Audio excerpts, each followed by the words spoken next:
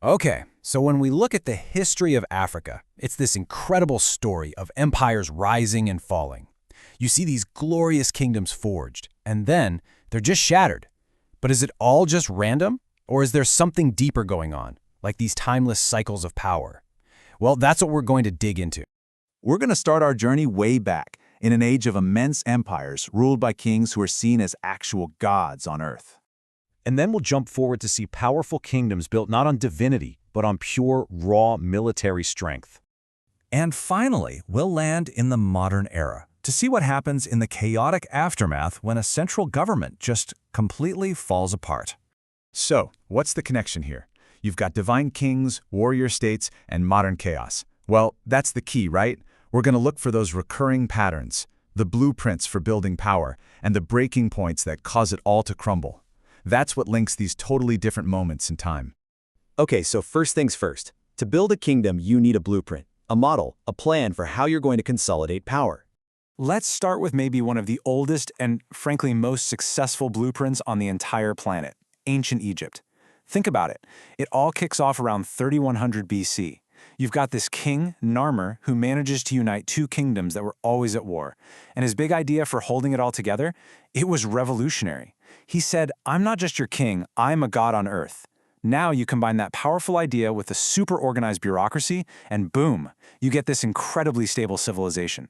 I mean, this blueprint was so good that Egypt lasted for millennia. It would collapse, sure, but then it would rise again. You can see it right here with the old, middle, and new kingdoms. It's just an amazing story of resilience. All right, now let's fast forward. A lot. We're talking thousands of years later, and thousands of miles south. And here, we find a totally different blueprint for power.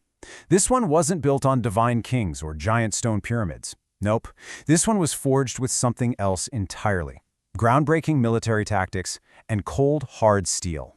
And this was the Zulu kingdom. The whole thing was basically engineered by a military genius named Shaka back in the early 1800s. And when I say engineered, I mean it. He completely remade his entire society for one purpose: war. He got rid of the old throwing spears and gave his soldiers the assegai, the short, brutal stabbing spear meant for getting up close and personal. He organized everyone into these super disciplined military regiments, and he developed this incredible battlefield tactic called the horns of the buffalo to just encircle and completely destroy his enemies. But here's the thing, his real genius might have been political. He didn't just conquer other clans, he brought them into the Zulu nation, making them equals. It was all about merit, not who your father was. That's how you build a powerful, unified state. But here's the thing about blueprints, right? Even the best ones can have a fatal flaw. They all have breaking points. So what happens when one of these powerful states starts getting hit not just from the outside, but starts to rot from the inside? Well, for the Zulu, Shaka's blueprint started to crack almost immediately. He was assassinated and his half-brother Dingane took over, and his reign was it was all about paranoia and brutal purges. This quote you see, "Seize the wizards," that was his order. His order to slaughter a group of Boer settlers right after he had signed a peace treaty with them. It was unbelievably brutal. Yeah, but it was also a sign of deep weakness. It showed a kingdom that was tearing itself apart, making it a perfect target for the enemies gathering just outside its borders. And that external threat? Oh, it arrived. In 1879, it came in the form of the biggest, baddest war machine on the planet, the British Empire. The Anglo-Zulu War was on. And what happened next sent shockwaves around the entire world.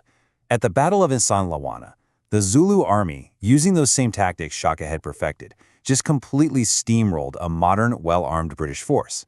We're talking more than 1,000 British soldiers killed. It was, without a doubt, one of the most humiliating defeats the British Empire ever suffered. It was just this incredible, stunning proof that the Zulu blueprint worked. But a victory like that against an empire, it was never going to last. The British were stunned for sure, but then they regrouped, and they came back with the full weight of their industrial might. And against that kind of overwhelming firepower, the Zulu kingdom just couldn't hold out.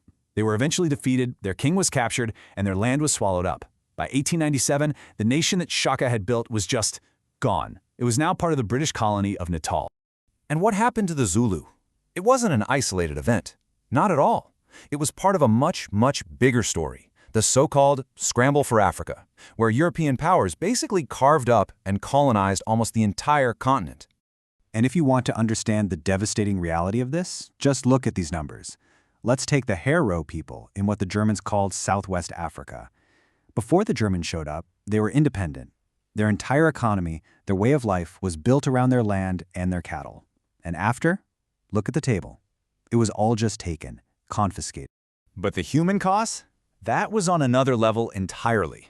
In 1904, the Herero rebelled. The German military's response was a deliberate policy of extermination. They drove them into the desert, literally to die of thirst and starvation. And you can see the result. The population went from 80,000 to just 16,000 in 1 year. It's often called the first genocide of the 20th century. So this pattern of states collapsing and outsiders intervening, it's not just ancient history. It's a legacy that continues right into our own time. And to see how these same cycles are playing out today, we need to look at Somalia. Okay, so flash forward to 1991. The strongman government of Siad Barre finally falls apart.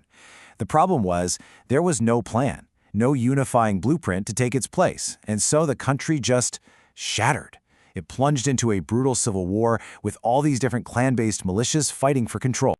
And these maps, they show you exactly what that looks like. On the left, that's the early 90s, right after the collapse. You can see it starting to fragment. But now look at the map on the right, from 2006. It's a total mess. The country has become this crazy patchwork of warlords and factions, and nobody's really in control. Naturally, this struggle for control pulled in outside forces, everyone from UN peacekeepers to armies from neighboring countries. But, as often happens, these interventions just made things more complicated. They actually led to the rise of even more radical groups, like Al-Shabaab. And this map from 2014 really tells the story. You have a country that's still deeply divided, with huge chunks of it, especially in the south, controlled by insurgents. You know, what this whole timeline shows is that rebuilding a state might actually be harder than building one in the first place. Yeah, they finally got a central government established in 2012, but the fight to actually control the country is far from over. It's why people call Somalia a classic example of a modern, fragile state. It's a nation still desperately searching for that unifying blueprint for power, one that can finally heal all these deep divisions. So, what have we seen here? From the god kings of the Nile to the warlords of Mogadishu, it really does feel like a timeless pattern, doesn't it? The challenge is always the same. First, you have to create a blueprint that can bring people together. But then, you have to defend that blueprint from falling apart from the inside and from being attacked from the outside. It's just a fundamental part of the human story. The weapons change, the flags change, but these cycles of building up and breaking down, they just keep going. And that leaves us with a really big question. Is this cycle just inevitable? Or is it possible to create a blueprint for power that can actually truly last?